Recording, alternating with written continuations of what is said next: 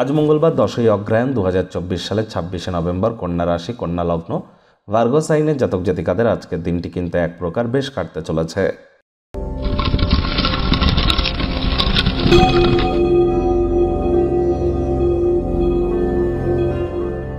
ভিডিওটির শুরুতেই আপনাদের সকলকে রাজযোগ চ্যানেলের তরফ থেকে উৎপন্না একাদশীর হার্দিক শুভেচ্ছা ও অভিনন্দন রইল। মার্গ শীর্ষ মাসের কৃষ্ণপক্ষের এই একাদশী অত্যন্ত গুরুত্বপূর্ণ। আজ আপনারা ভগবান হরিবিষ্ণুর উদ্দেশ্যে বলুন ওম নমঃ ভগবতে বাসুদেবায় নমঃ। যারা ভগবান শ্রীকৃষ্ণের ভক্ত আছেন তারা বলুন হে কৃষ্ণ করুণা সিন্ধু দীনবন্ধু জগতপতে গোপেশ গোপিকাকান্ত রাধাকান্ত নমস্তুতে। দেখুন, দৃক্পঞ্চং অনুসারে দেবী একাদশীর এই দিনই কিন্তু জন্ম হয়েছিল। দেবী একাদশী আজকের দিনেই জন্মান।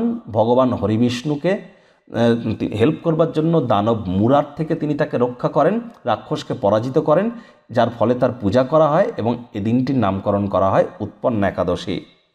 ভাগ্যমিটার আজ আপনাদের বলছে 8.5 আউট অফ 10। ভাগ্য আপনাদের অনুকূলেই থাকবে, তবে পারিবারিক জীবন সম্পর্কে আপনাদেরকে একটু সাবধানতা অবলম্বন করেই চলতে হবে।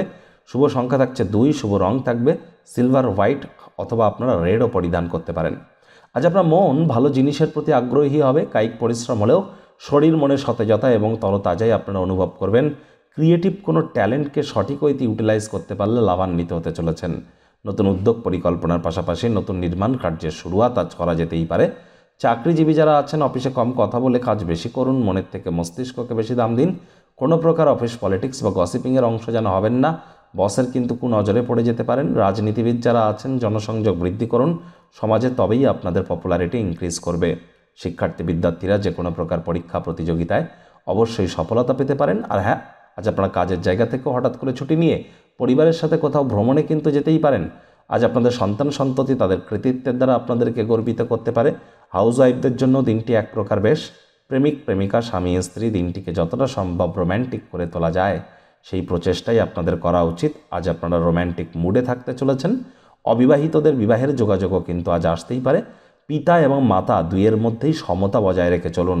পরিবার পরিজন, নিকটে স্থানীয় ব্যক্তিবর্গ, বন্ধু স্বজন কারোর উপরেই জোর করে নিজের মতামতকে জাহির যেন করবেন না।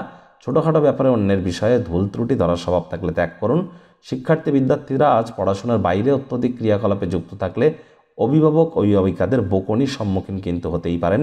শত্রুপক্ষ বিরোধী পক্ষ খুব একটি শক্তিশালী থাকছে না।